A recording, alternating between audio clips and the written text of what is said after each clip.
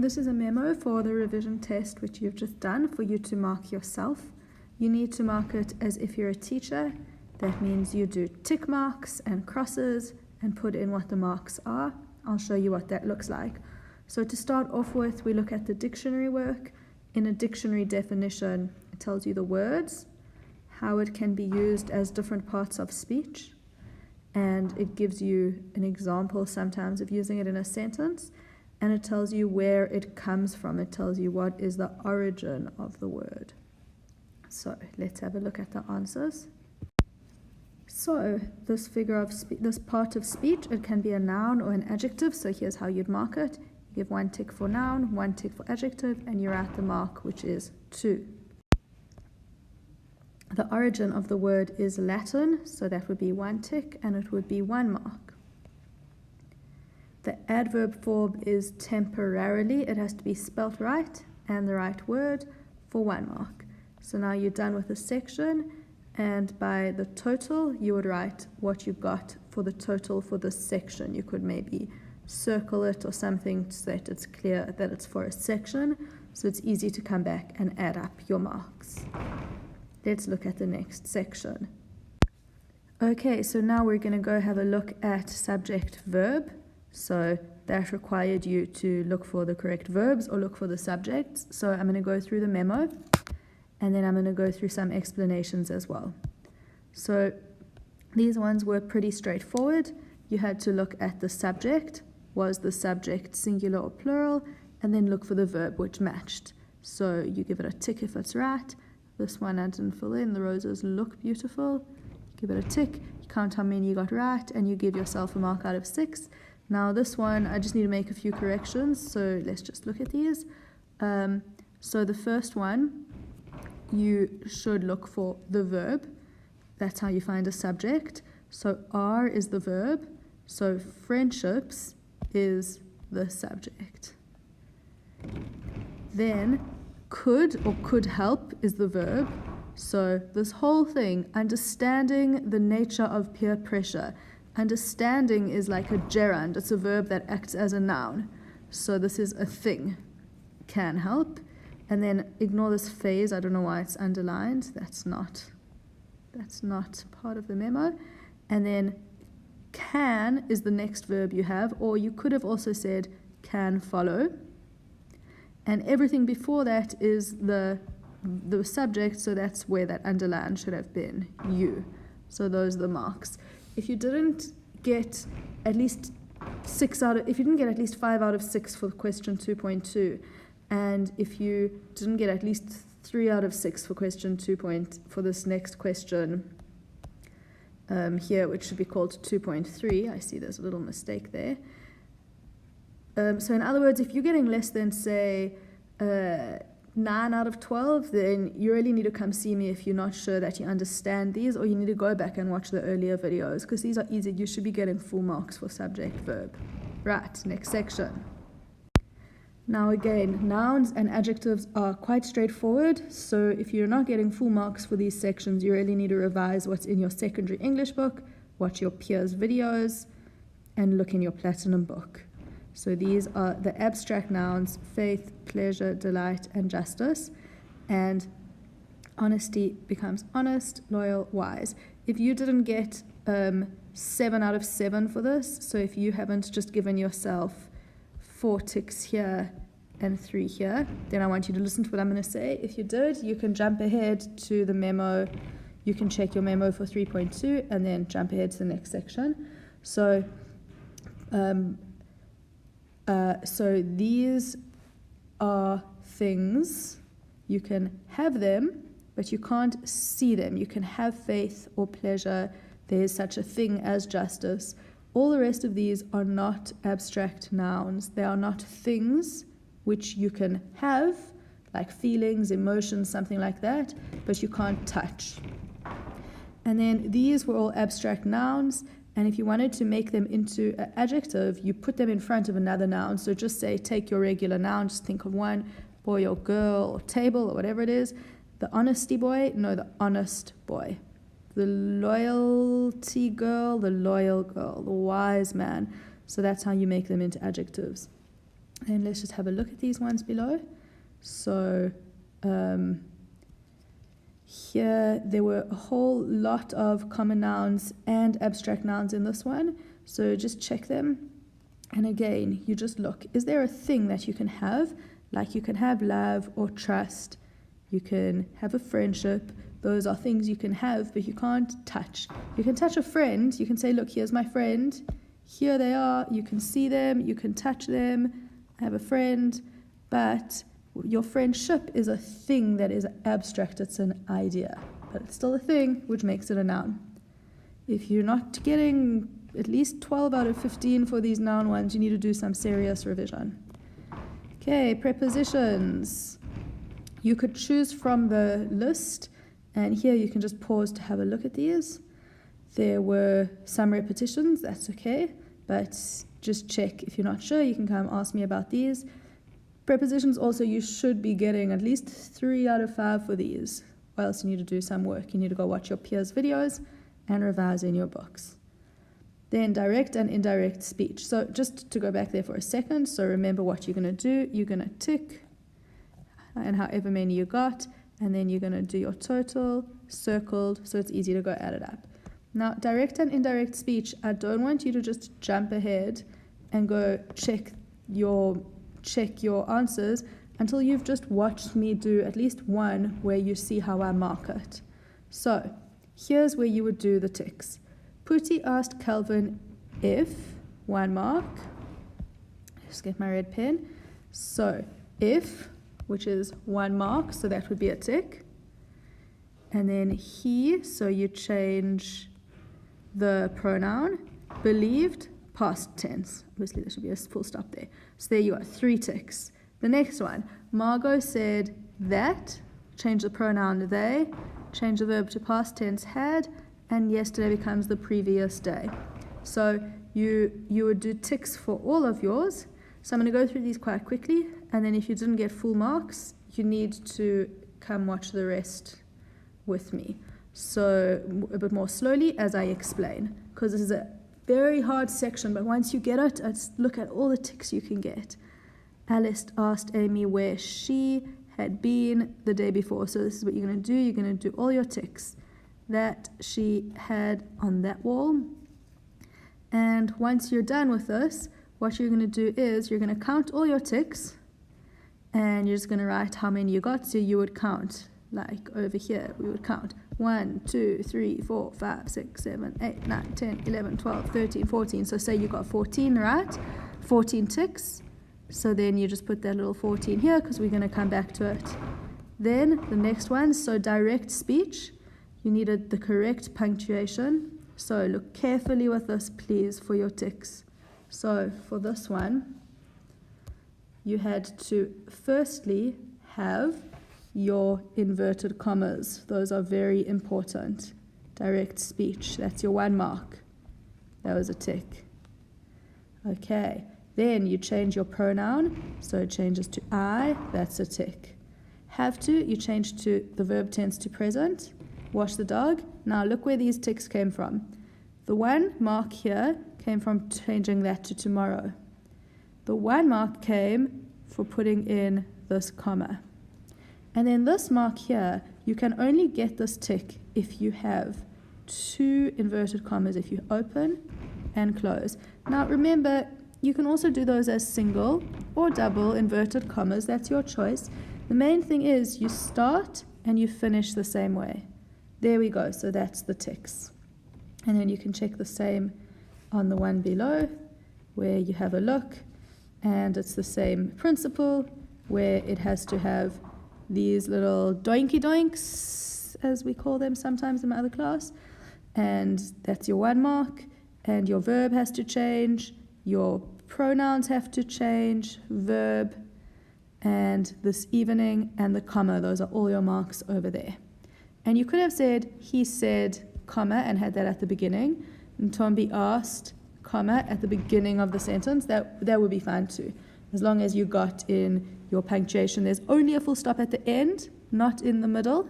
Even if it's the other way around, you would say, he said, comma, full stop. Very important. Okay, so now again, if you did not get So now you're going to add up all your marks. So you would count again here. 1, 2, 3, 4, 5, 6, just say 10. So remember above there, in fact, sorry, 10 sounds a bit high. 1, 2, 3, 4, 5, 6, 7, 8, 9, 10. Oh, it was 10. It was actually 11. Okay, so just say you had 10 there. And what did we have higher up? We had 14. Okay, so you know that that equals 24. Okay, so then you'd see your thing, 24. And then you do this, you divide it by half. So here you got 12 out of 14, just say. And then you circle it in red so you don't forget to come count it later. Now, if you got anything less than out of 14, let's say 11 out of 14. In fact, even if you got anything less than 14 out of 14, I want you to just come and watch what I'm doing now, a bit of revision on what to look for direct and indirect speech, because this is very important. So there's a few important things you look for when you're moving into reported, or what's also called indirect speech. The first thing you look is it a question? Is it a statement? Is it an exclamation? What is it? The next thing you look for is you look for punctuation, which you're going to lose. So we're going to lose these inverted commas. We don't want them anymore. They're out of our sentence. If you have inverted commas in a reported speech answer, immediately that's the end of that. The next thing you're going to look for is you're going to look for pronouns. So you, we, I, he, she, me, all of those become reported. So you would become he or she. Here, because she's asking Calvin, we know it's a he. Okay, so the we would become reported, becomes they. I becomes he or she. The next thing you always look for is you look for verbs. So here is our verb, do. Here is our verb, had practice. So all of those things need to go into the past tense. So it's really important that you check all those things. Those all need to change. Now, what's also very important is that you look for words like yesterday or this wall. You look for adverbs. Yes, adverbs of time, adverbs of place, adverbs of manner. And those things also need to change. So yesterday changes to the day before, etc. Now you have a video, you have a list, you have notes on all of the stuff that you need to revise, especially if you didn't get full marks for this section. And then just a very important reminder is that you have to have a little connecting word. So you have to say, she said that. She asked if or whether or something like that. Very important that you have that connecting word. When it comes to changing to direct from reported, you look for the exact same things. You look for pronouns, you look for verbs, you look for adverbs of time or place, and those are the things you need to change. And then you have to put in your inverted commas to show someone is speaking, and your punctuation. So you would straight up have to put this. He said, comma, open inverted commas. He has to change to I.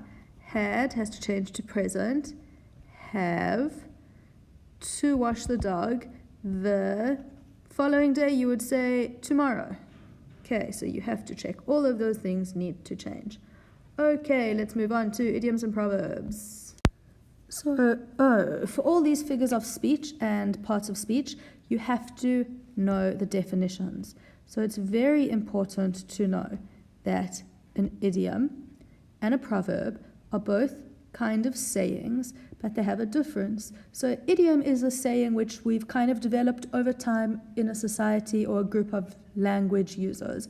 So it's a saying which doesn't make sense literally, but it has a meaning which we understand because it's used all the time. So if I say it's raining cats and dogs, that doesn't make as much sense as if I say the fire is the temperature's as hot as a fire. That makes sense. But if I say it's raining cats and dogs, what does that even mean? But we all know just from living in a society that uses this expression that it has a meaning of it's raining very hard. But now a proverb is also a short saying, but it says something which is everyone knows to be true, or it is a lesson or something that it can teach us something, and it's the kind of thing you would associate. A wise old granny saying, if something goes wrong, she would say a proverb like to teach you a lesson. So let's have a look at the answers for these ones. Okay, so the proverbs below,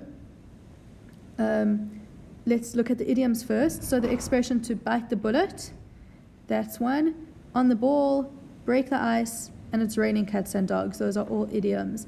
Then these are little things that you can learn a lesson from or tell a truism, something that we accept to be true. Apple a day keeps you healthy. Don't judge a book by its cover. Put your best foot forward. A rolling stone gathers no moss.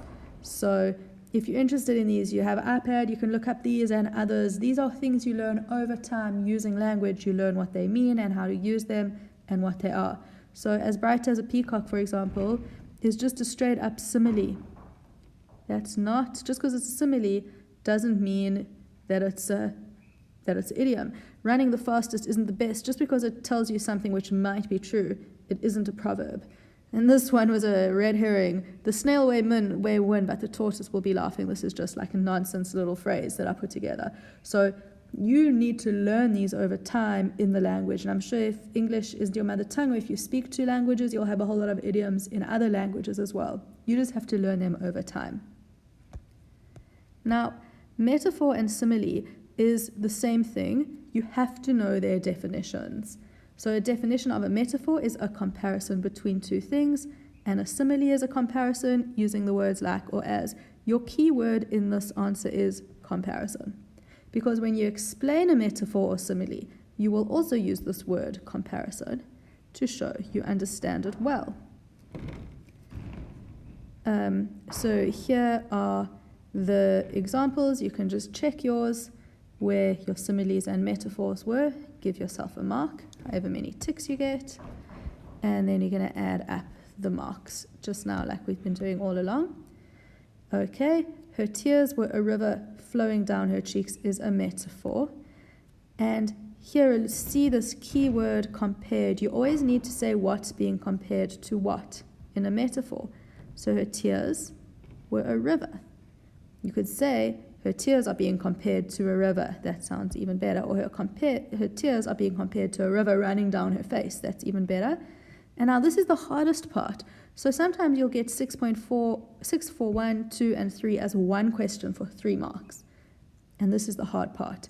You have to say it shows she was crying a lot. Maybe because of where it came from, if we knew, we would know that meant she was very sad. Or maybe she was crying from laughing. We don't know. So all we know here is that there's a lot, just like there's a lot of water in a river. You had to say something like that, which showed that you saw she was crying a very lot, and it's because rivers have a lot of water. You had to show you saw what the comparison was doing. So then again, you're going to count up your marks and give yourself whatever you got. I hope you didn't get less than 6 out of 8 for this one. And then personification. Again, you need to know the definition, giving human qualities to a non-human. Maybe you had a slightly different word. Maybe you said characteristics, not qualities. Or behaviors, maybe you said. You could have had a synonym for qualities. The main thing is that when you take a non-human or an animal, you could say, which is a non-human. Sometimes I see people say giving human qualities to a animal or an inanimate object. You could say that, but you could just say non-human. That's fine. And then for your own example, it has to have a non-human, and it has to be given a human characteristic or quality or behavior. So it could be anything. You could say, the iPad growled at me when I dropped it. My phone shouted at me when I didn't charge it. That's another way of saying my phone beeped, but we're treating it like a person. So as long as you had a non-human and you gave it some human behavior or characteristic, then you could get your tick for that very easy question.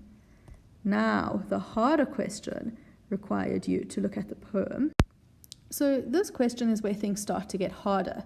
Question 8.2, that should say 8.3, I guess. It says, give an example of, it doesn't really matter, but that should be 8.1.2, then that's 8.2, that's right. Give an example of how something is personified in the poem and explain why it is personification. So here's where things start to get hard, and this is going to happen with all your figures of speech. You're going to have to look at a poem or something where it came from and find an example. So there were lots of examples in this poem. You could have chosen one. So basically sunshine is being given a human quality. So here the sunshine is, you could have quoted, good morning sunshine, sweet loving light. So here the sunshine's light is being given the human quality of loving or being sweet, or could have said held in darkness throughout the night, so it's as if it's been trapped. Or you could have said hello sweet love, so speaking to the sunlight as if it's a lover, someone they love. And then here, maybe this was the most obvious one, the smiles you share and your sweet precious way. So all of these are ways that the sun, which is an inanimate object, it's a massive star in the sky, it's not a person, is being given a human quality. So it makes us think it's a person and relate to it in some way. So you could have explained any of those. For example, sweet loving light. Now look at this very important part, is that the example had to have quote marks, or you can only give half a mark for that first mark. And then here you would say, what is the human characteristic? So you say, the inanimate thing is being given the human characteristic of human thing. You could say that for any personification. So if it said the mountains look down at us, you could say the mountain is being given the human characteristic of looking. So you can always have your definition, just like with metaphor, and similarly you have the word comparison to explain it. Okay, let's move on. Alliteration. So there were lots of examples of alliteration in the poem. For example, here was one, shadows, shades, or here was another one, twined together. So alliteration is the repetition of a consonant sound. And then consonances, you can hear it sounds like even has consonants in the name, the repetition of sounds. Consonants is kind of like alliteration, but alliteration has to be at the beginning, the consonant sound at the beginning of words. And consonants is more when they're inside the words. So like, for example, here, was, less, tasks, shadows, shades. So there's this z sound that gets repeated through the poem. The, together, whether, there. I know that's at the beginning of the word. You've got to have a bit of license. So consonants is inside the words and alliteration is at the beginning. So check that you got one and one. Now this is very important. If it said an example, you highlight one. If it says two, you do two. So if you had done both of these, then I want you to take off half a mark off your thing. And if you've done more than one consonant, I want you to take off half a mark, minus half. Really be strict with yourself like that, because if it says asks for one, you give one. Because if you've done this, just say it says highlight an example of alliteration, and you've done this.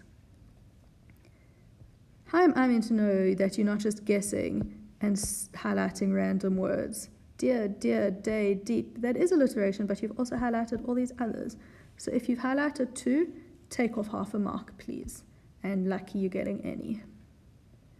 And then assonance, you had to, so the key word for assonance and alliteration is repetition and sound. Assonance is a repetition of a vowel sound. Remember those, A, E, I, O, U. And alliteration is the repetition of a consonant sound.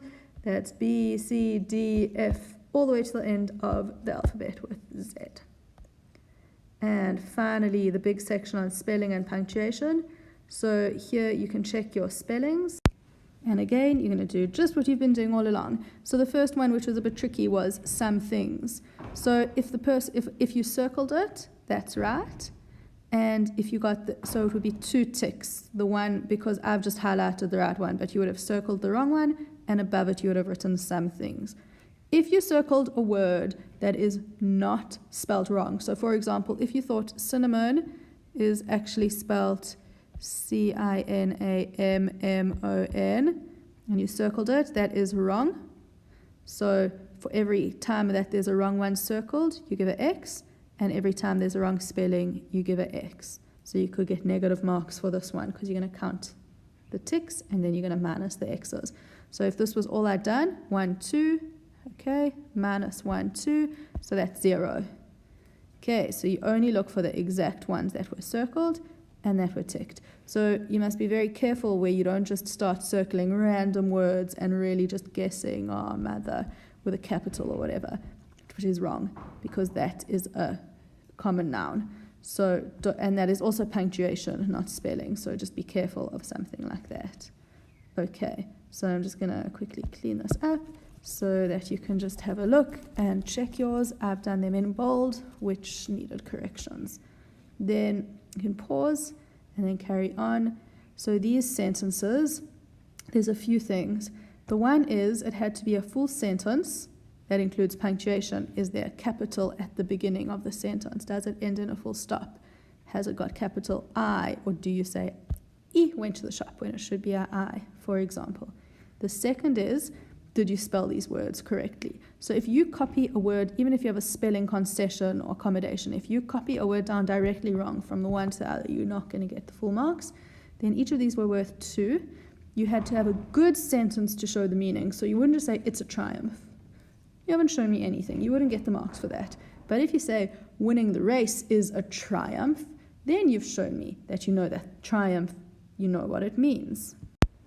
The same with compensation. So you have to show me in your sentence that you know triumph means like a great victory or achievement, or compensation means payment. So you wouldn't just say, I gave him compensation, nothing. But if you say, I, with a good capital, I gave the man compensation for carrying my heavy bags, I gave him 10 rand, and full stop. Then you've showed me you know what it means. Lovely, 2 marks.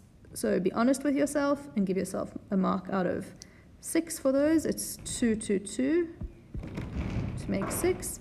And then finally, you can just check your punctuation here on this next thing. So let's just get them up. Where are they? Just a sec.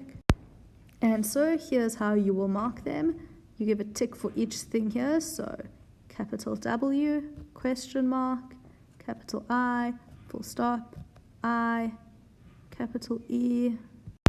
Oops, no, that was a mistake. The E was already capital. Microsoft Word did that for me. Up, capital G. This could have been a full stop or a semicolon. This could not have been a comma. If you did a comma over there, I want you to actually minus a mark. Okay, capitals, because they're proper nouns, apostrophes, so you can just double check all of those, and then what you do is you count your ticks. Now, anywhere where you put in random punctuation, a capital letter that shouldn't be a capital letter, or a comma where there shouldn't be a comma. So you're going to look at, I'm going to rub this out, and you're going to look at them all, and wherever you've done a thing that shouldn't be there, you're going to do -1. Then you're going to count, so just say you got 3 -1s, you'd count your ticks. 1, 2, 3, 4, 5, 6, 7, 8, 9, 10, 11. Okay, 11 ticks -3. That is 8, right? Yep. And so that's the total for this. I got 8. 8 right things. Now you must halve it. So that would mean I got 4 out of 10. Not very good. If that is the case, you need to practice your punctuation.